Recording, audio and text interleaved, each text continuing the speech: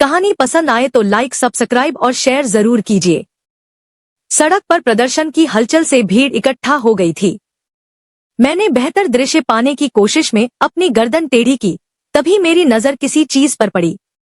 वह भीड़ के बीच खड़ी थी। उसका शरीर संगीत की लय पर थिरक रहा था। उसके लंबे काले बाल उसकी पीठ पर स्वतंत्र रूप से लहरा रहे थे और उसकी चमकीली हरी आंखें अधिक तीव्रता से चमक रही थी। उन्होंने पारंपरिक भारतीय साड़ी पहनी थी, जिसके रंग दोपहर की धूप में नृत्य करते प्रतीत हो रहे थे। जैसे ही वह चलती थी, कपड़ा उसके पतले फ्रेम के चारों ओर घूमता था, जिससे नीचे चिकनी भूरी त्वचा की झलक दिखाई देती थी। जैसा कि मैंने देखा, स्तब्ध होकर मैं उसकी हरकतों को नोटिस किया। उसके कूल्हे सहजता से हिल रहे थे, उसकी बाहें हवा में घूम रही थी और उसके पैर सुंदर नृत्य में थिरक रहे थे। ऐसा लग रहा था मानो वह संगीत का ही अवतार हो। दूर से भी मैं उसकी पोशाक का विवरण समझ सकता था। साड़ी गहरे लाल रंग की थी, जिस पर सोने के धागे और जटिल कढ़ाई की गई थी। एक जीवंत नारंगी बॉर्डर ने किनारों को फ्रेम किया, जो पहले से ही आश्चर्यजनक पहनावे में रंग का एक ताल जोड़ता है। वह किसी प्रकार का पारंपरिक भारतीय नृत्य कर रही थी। उसकी हरकतें तरल और सटीक थीं। यह स्पष्ट था कि वह न केवल कुशल थी, बल्कि वह जो करती थी उसके प्रति जुनूनी भी थी। भीड़ ने संगीत के साथ जयकार करते हुए और तालियां बजाते हुए इसे देखा। उसके प्रदर्शन की सुंदरता और शक्ति से आकर्षित होकर मैंने खुद को दूर न कर सका। जैसे ही नृत्य समाप्त हुआ, उसने सिर ऊंचा करके प्रणाम किया। भीड़ ने उसकी प्रशंसा की और मैं खुद को शर्माता हुआ महसूस कर रहा था, क्योंकि मुझे एहसास हुआ कि मैं भी बाकी सभी लोगों की तरह ही उससे मोहित हो गया था। मैं उसके करीब जाने, उसका चेहरा देखने, उसके नृत्य को करीब से अनुभव करने के अलावा और कुछ नहीं चाहता था।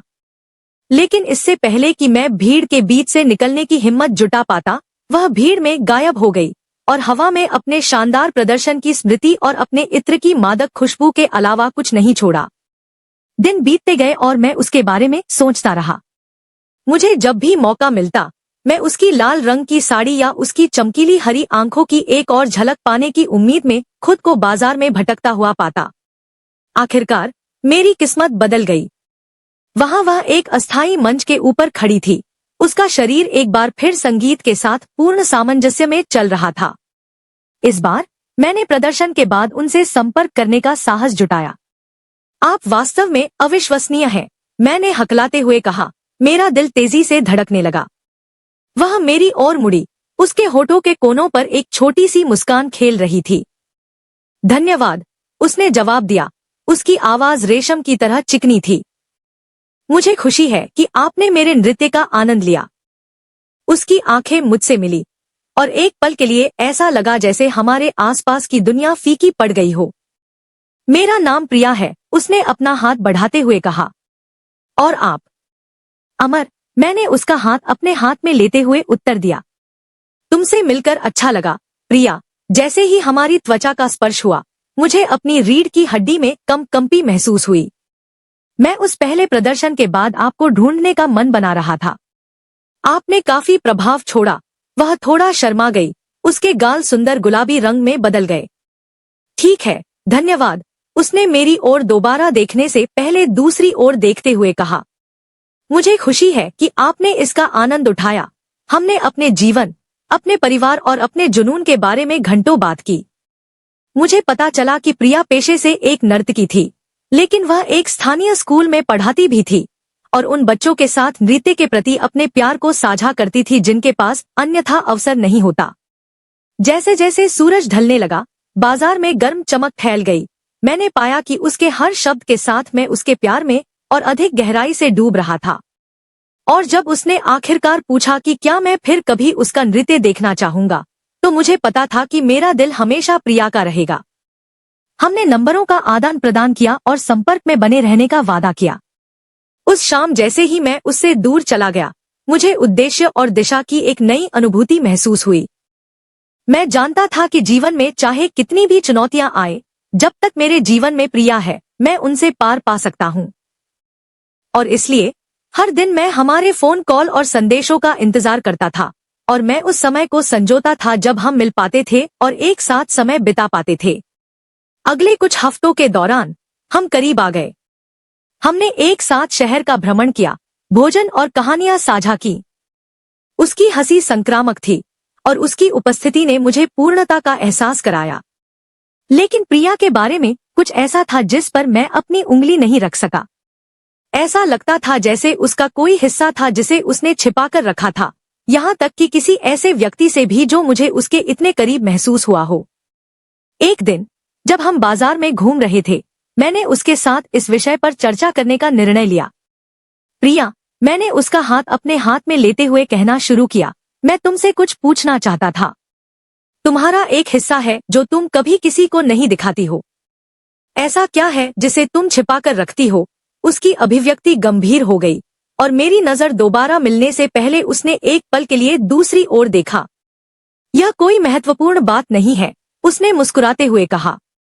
यह कुछ ऐसा है जो मैंने हमेशा किया है, लेकिन मैं उसकी आंखों में उदासी देख सकता था और मुझे पता था कि कहानी में कुछ और भी है। प्रिया, मैंने धीमी आवाज में कहा, तुम मुझे बता सकती हो। मैं जानना चाहता हूँ। अंत में बोलने से पहले वह एक पल के लिए झिझकी। यह मेरा घाव है, उसने अपना माथा छूते हुए कहा। यह मेरे पास तब से है जब मैं बच्ची थी। चाकू से एक दुर्घटना हुई। मैंने उसका हाथ अपने हाथ में ले लिया। मेरा दिल उसके लिए दुख रहा था। इसमें शर्मिंदा होने की कोई बात नहीं है, मैंने उससे कहा, और इससे यह नहीं बदलेगा कि आप कौन हैं। फिर उसने मेरी तरफ देखा, उसकी आंखें भर आईं और मैंने पहली बार असली प्रिया को देखा। वह जिसे चोट लगी थी और छुपी हुई थी, लेकिन जो अब ठीक होने लगी थी। जब बाजार की हलचल कम हो गई तो हम एक दूसरे का हाथ पकड़कर कुछ देर तक वहीं चुपचाप बैठे रहे। मैं उसे बताना चाहता था कि वह कितनी खूबसूरत है, वह मेरे लिए कितना मायने रखती है, लेकिन मुझे शब्द नहीं मिल रहे थे। इसके बजाय मैं उसके करीब गया और उसके माथे को चूम लिया, निशान के ठीक ऊपर। आप परिपूर्ण हैं, मैंने फुसफुसाया, जैसे आप हैं। और उन शब्दों के साथ मुझे समझ आ गई कि प्रिया को आखिरकार कोई मिल गया है जो उसके घावों को देख सकता है और उस अविश्वसनीय महिला के रूप में उससे प्यार कर सकता है। अगले कुछ महीनों में हमारा रिश्ता और मजबूत हो गया। हमने हर चीज और किसी भी चीज के बारे में बात की और जितना अधिक मैंने उसके बारे में जाना, उतना ही अधिक मुझे उससे प्यार हो गया। मैंने उसे अपना खुद का व्यवसाय शुरू करने के सपने के बारे में बताया और उसने हर कदम पर मेरा समर्थन किया। उसने मुझे बैंक में ऋण के लिए आवेदन करने के लिए भी प्रोत्साहित किया। जब मुझे खुद पर विश्वास नहीं था तब भी उसने मुझ पर विश्वास किया। जैसे जैसे दिन बीतते गए, मैंने बाजार में कम समय बिताना शुरू कर दिया और इसके बजाय हर पल प्रिया के साथ बिताना पसंद करने लगा। मैं जानता था कि वह मेरे लिए ही है और मैंने उसे अपना बनाने का दृढ़ संकल्प कर लिया था। मैं उस दिन का इंतजार नहीं कर सकता था जब मैं आखिरकार उसे अपनी पत्नी बनने के लिए कह सकूंगा, अपना बाकी जीवन उसके साथ बिताने के लिए कह सकूंगा। लेकिन मुझे पता था कि समय बिल्कुल सही होना चाहिए। मैं यह सुनिश्चित करना चाहता था कि वह सचमुच खुश है और वह जानती है कि मैं उससे कितना प्यार करता हूँ।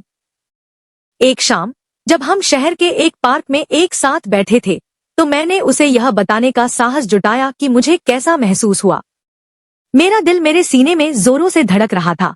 मैंने उसका हाथ अपने हाथ में लिया और उसकी आंखों में गहराई से देखा। प्रिया, मैंने कहा, मेरी आवाज में थोड़ी सी फुसफुसाहट थी, मैं तुमसे प्यार करता हूँ। मैं तुमसे तब से प्यार करता हूँ जब मैंने तुम्हें पहले दिन नाचते हुए देखा था। तुम मेरी सब कुछ हो और मैं तुम्हारे बिना अपने जीवन की कल्पना भी नहीं कर सकता। जब वह करीब आई और मुझे प्यार से चूमने लगी तो उसके चेहरे से आंसू बहने लगे। मैं भी तुमसे प्यार करती हूँ, अमर, उसने जवाब में फुसफुसाया। इस दुनिया में किसी भी चीज से ज्यादा। और उन शब्दों के साथ मैं समझ गया कि मुझे मेरा प्यार हमेशा के लिए मिल गया है। जैसे ही सूरज क्षितिज से नीचे डूबा, हम वहीं बैठ गए, एक दूसरे की आंखों में खो गए। हमारा प्यार एक गर्म आलिंगन की तरह हमें घेर रहा था। भविष्य हमारे सामने फैला हुआ है, अनंत संभावनाओं और असीम प्रेम से भरा हुआ।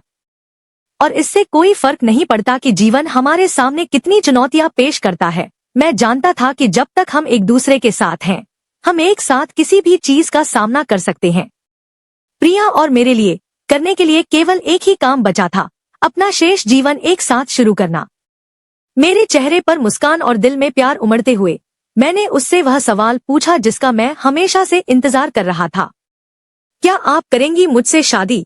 मैंने एक छोटा सा मखमली डिब्बा बढ़ाते हुए कहा। इसमें सुंदर सगाई की अंगूठी चमक रही थी। प्रिया की आंखें आश्चर्य और खुशी से फैल गईं और बिना किसी हिचकिचाहट के उसने वो शब्द कह दिए जिन्हें मैं सुनने के लिए तरस रहा था। हाँ अमर, हाँ मैं करूंगी। जैसे ही हमने चुंबन के साथ एक दूसरे से अपना वादा पक्का किया, मुझे लगने लगा कि आखिरकार सब कुछ ठीक हो रहा है। मुझे अपना सच्चा प्यार मिल गया था और हम साथ मिलकर दुनिया की हर चुनौती का सामना करेंगे। फिलहाल जो मायने रखता है वह एक दूसरे और वह प्यार है जो हमें एक साथ बांधे हुए है। और जैसे ही हमारे ऊपर रात के आकाश में तारे टिमटिमाने लगे, मैं अपने ऊपर शांति और संतुष्टि की भावना महसूस करने लगा, क्योंकि उस पल मुझे पता था कि मैं सचमुच दुनिया का सबसे भाग्यशाली आदमी था।